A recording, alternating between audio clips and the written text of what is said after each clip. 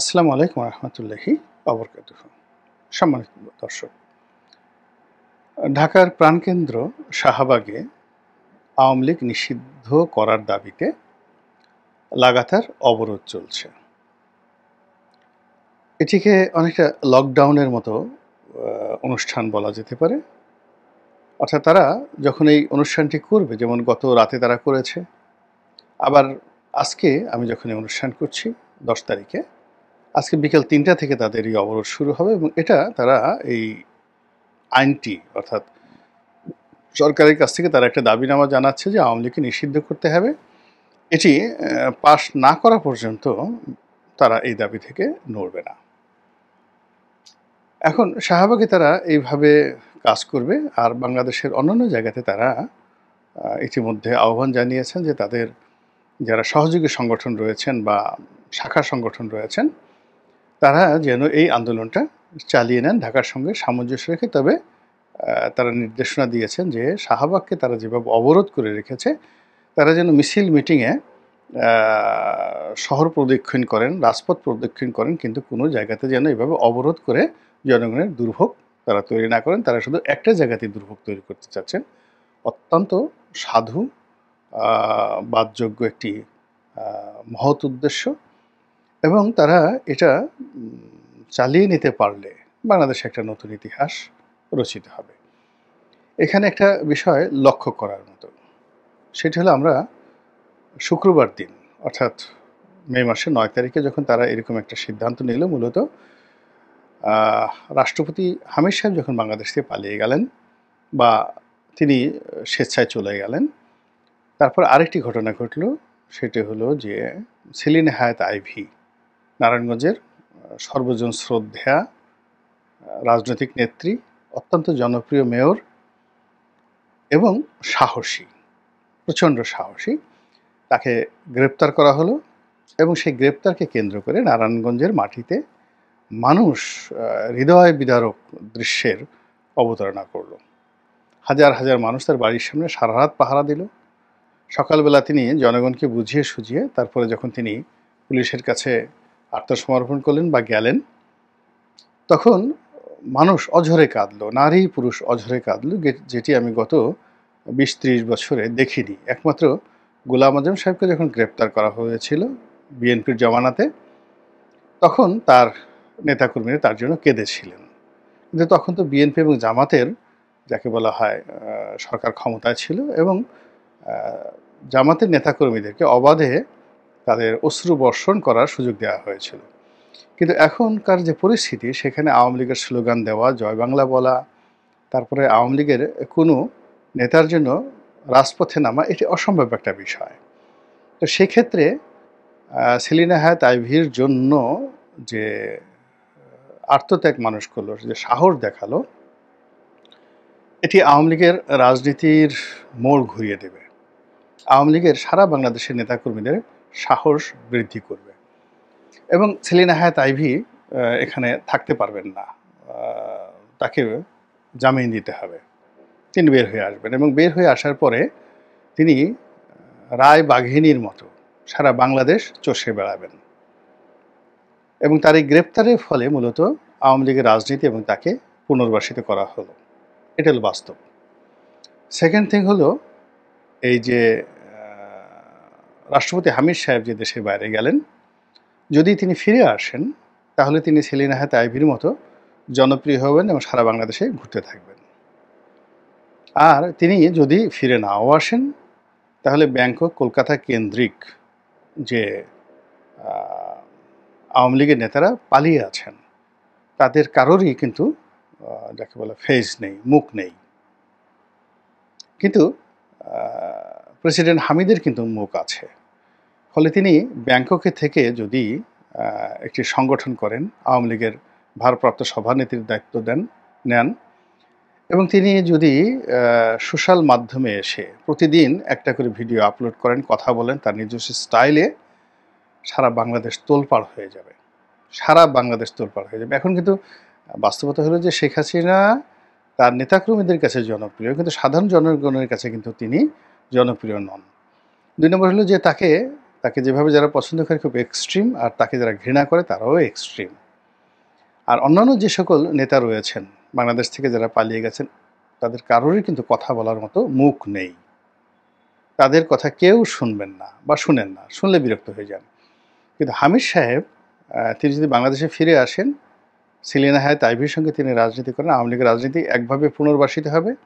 আর তিনি যদি ব্যাংককে থেকে দীর্ঘমেয়াদে সেখানে আওয়ামী লীগের পেজে তিনি কথা বলেন, বিদেশি সংবাদ মাধ্যমের সাথে কথা বলেন, নেতাকর্মীদেরকে সংগঠিত করেন, ওখান থেকে বিশ্বাস করেন আগামী 1 মাসের মধ্যে বাংলাদেশে রাজনীতির ময়দানে রীতিমতো কিয়ামত শুরু হয়ে যাবে। এখন এই জিনিসগুলো হিসাব করে হয়তো কেউ করেছেন, অথবা এই জিনিসগুলো ঘটবে এটা কেউ হিসাব করতে পারেননি। তো এই অবস্থাতে ছাত্ররা যারা শাহবাগে আছেন, তারা এই আওয়ামী লীগ নিষিদ্ধ করার জন্য এখানে অবরোধ করছেন। এখন এই আওয়ামী লীগ নিষিদ্ধ হলেই বা কি, না হলেই বা কি, এটা পরের বিষয়। কিন্তু ছাত্ররা এখানে যে আন্দোলন করছেন, এই আন্দোলনের সঙ্গে মোটামুটি একেবারে প্রথম সারিতে এদের অলমোস্ট 90% এফোর্ট এখানে যা কিছু আসছে, এটা মূলত জামাত এবং শিবিরের। বাকি অন্যান্য যে সকল ছোট ছোট রাজনৈতিক দল রয়েছে, এর মধ্যে এবি পার্টি আছে, আর অনেকে আছে, তারাও এখানে তাদের কর্মী সমর্থক নিয়ে উপস্থিত হয়েছেন। আর এনসিপি তাদের যারা যারা আছেন, নাগরিক পার্টি বা এনসিপির এখন নতুন নাম বোধহয় কংগ্রেস হয়েছে, তো তারা এই শাহবাগকে কেন্দ্র করে একটা নতুন আন্দোলন করার চেষ্টা করছেন। এই আন্দোলনের ফলাফল কি হবে, তারপর এই আন্দোলনের প্রেক্ষিতে আওয়ামী লীগ নিষিদ্ধ হবে কি হবে না, ছাত্রলীগ নিষিদ্ধ হবে কি হবে না, নিষিদ্ধ হলে বাকি, না হলে বাকি, এটা ভবিষ্যতে দেখা যাবে। এগুলো নিয়ে আমি এখন বিতর্ক করতে চাই না। আমি শুধুমাত্র যে জিনিসটি বলতে চাই সেটা হলো, ইতিহাসের কতগুলো ট্রায়াঙ্গেল আছে, যেখানে গেলে আপনার কাদা লাগবেই, আর যেখানে গেলে আপনার পুণ্য হবেই। আপনি যদি গয়া যান, কাশী যান, মথুরা যান, আপনি যদি মক্কা যান, মদিনা যান, জেরুজালেম যান, মানে এরকম পৃথিবীর অনেক হলি, অর্থাৎ পবিত্র যেমন জায়গা রয়েছে, তেমনি অনেকগুলো আনহলি জায়গা রয়েছে। এখন আপনি যদি পবিত্র জায়গায় যান, সেখানে যাওয়ার সঙ্গে সঙ্গেই আপনি যত খারাপ হন না কেন, লোকজন বলবে যে না, এই লোকটা গয়া গেছে, কাশী গেছে, বৃন্দাবন গেছে, এ ভালো মানুষ, মক্কা গেছে, মদিনা গেছে, জেরুজালেম গেছে, এ ভালো মানুষ। কিন্তু আপনি যদি লাস ভেগাস যান, আপনি যদি অন্য রকম যে জুয়ার সিটিগুলো আছে, ক্যাসিনোর যে সিটিগুলো রয়েছে, সেই ইন্ডিয়ানা, আমেরিকার যে ইন্ডিয়ানা রয়েছে সেখানে যান, হাওয়াই দ্বীপপুঞ্জ হনলুলু রয়েছে, কিংবা সিঙ্গাপুরের ম্যারিনার্স বে রয়েছে, তারপরে চীন এবং হংকংয়ের মধ্যে একটা ছোট দ্বীপ আছে মাকাও। তো এর মধ্যে আবার অনেকগুলো শহর রয়েছে যেগুলো নুট সিটি বলা হয়। ওখানে সবাই নারী পুরুষ উলঙ্গ হয়ে ঘোরাফেরা করে, মদ গাঁজা থেকে শুরু করে দুনিয়ার এমন কোনো অপকর্ম নাই, সেখানে যে যাইছে তাই করতে পারে। দুবাইয়ের কিছু জায়গা আছে, তারপর ইউরোপের একটা দেশ আছে মোনাকো, সেখানে কিছু জায়গা আছে। তো সেখানে গিয়ে আপনি যা কিছু করেন না কেন, মানে আপনি ওখানে গিয়ে আপনার মতো করে করতে পারেন। তো সেই দিক থেকে আমাদের যে এই শাহবাগ, এটা একটা অভিশপ্ত এলাকা। এই এলাকায় যে নবাব ছিল, ঢাকার নবাব, তারা এখানে ঘোড়দৌড় করতেন। ওই যে ঢাকা বিশ্ববিদ্যালয়ের মধুর ক্যান্টিন, ওটা মূলত একটা বাইজিখানা। ওখানে বাইজিরা নাচ গান করতো, যৌনতায় লিপ্ত হতো, মদ গাঁজা খেত। তারপরে এই যে শাহবাগের এখন যে এলাকা, এই পুরো এলাকার যে জায়গা জমি নিয়ে এখানে প্রচুর মারামারি কাটাকাটি অনেক কিছু হয়েছে। এই জায়গাগুলো, পুরো জায়গাটাই কিন্তু একটা অভিশপ্ত এলাকা। ফলে এই শাহবাগ, মানে এখানে শাহবাগ মানে রাজাদের বাগান, শাহাদের বাগান। তো এই জিনিসগুলো আমরা হয়তো অনেকে জানি না। ফলে এই জায়গাকে কেন্দ্র করে কিন্তু ইতিহাসে অনেক দুর্ঘটনা ঘটেছে। আপনারা যদি জানতে চান, আমি ইন ডিটেলস সেই নবাব আব্দুল গনির আমল থেকে একেবারে এখন পর্যন্ত এখানে যা কিছু হয় এটা বলতে পারবো। তো এখানে এখন যে ঘটনাগুলো হয়, আপনি গিয়ে দেখেন ছিনতাইকারীরা, ঘুষখোররা, ওই যে পুলিশের ওখানে একটা আছে, যাকে বলে ওখানে একটা ডাম্পিং স্টেশন আছে, প্লাস ওখানে একটা কন্ট্রোল রুম আছে, রমনা কন্ট্রোল রুম। গিয়ে দেখেন ওর মধ্যে কি হয়। এখানে এই যে দুটো মেডিকেল আছে, ঢাকা মেডিকেল, ওই যে মানে পুঁজি হাসপাতাল, এবং এই জায়গাতে মেডিকেলের দালাল ফুরিয়ারা যে অপকর্মগুলো করে আপনি কল্পনা করতে পারবেন না। এখানে ইয়াবা, ফেন্সিডিল, গাঁজা এবং যাকে বলে ওপেন যৌনতা সন্ধ্যার পরে এই এলাকাতে যা হয়, এই বাংলাদেশের অন্য কোনো জায়গাতে এরকম হয় না। এই স্পট এখানে পুলিশের নাকের ডগায় সব কিছু হয়।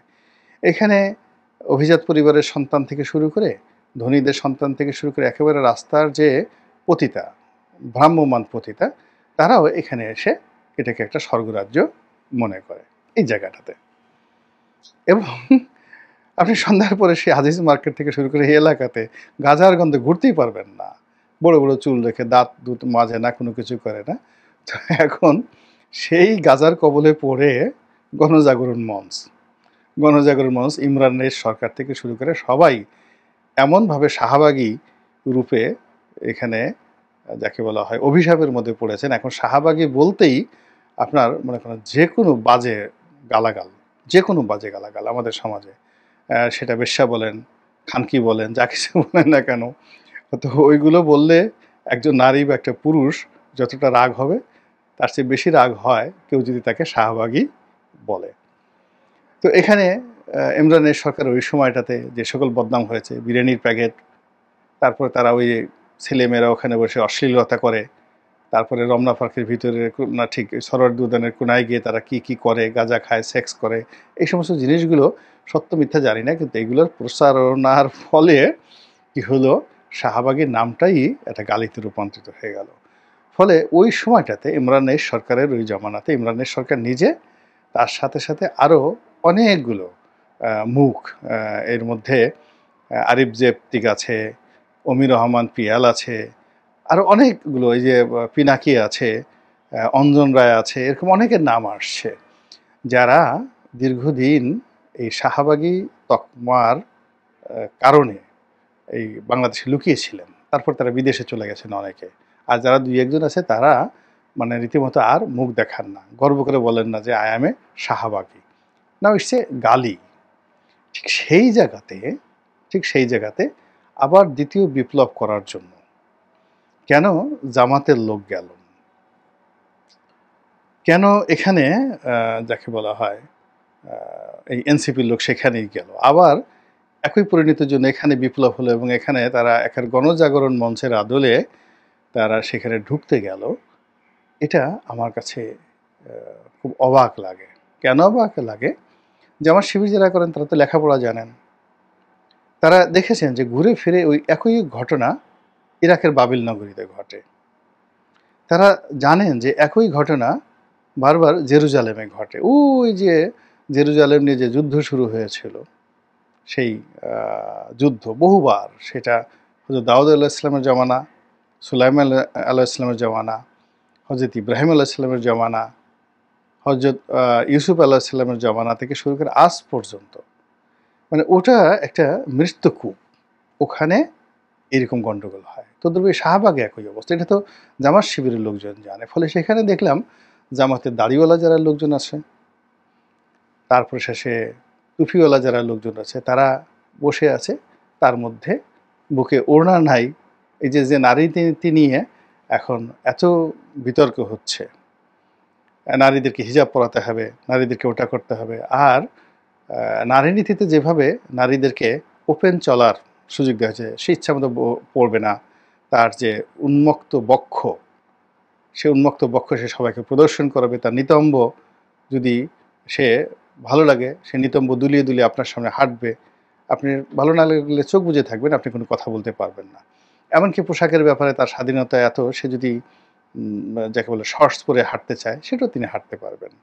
তো এই নারী নীতি নিয়ে যে ইসলামপন্থীরা যে রাস্তায় নেমেছে, তো সেখানে এই যে নারী নীতির আলোকে মোটামুটি শালীনভাবে যাদেরকে এই আধুনিক নারী হিসেবে কল্পনা করা হয়, এইরকম নারীরা এই শাহবাগের দ্বিতীয় বিপ্লবের নেতৃত্ব দিচ্ছেন, স্লোগান দিচ্ছেন।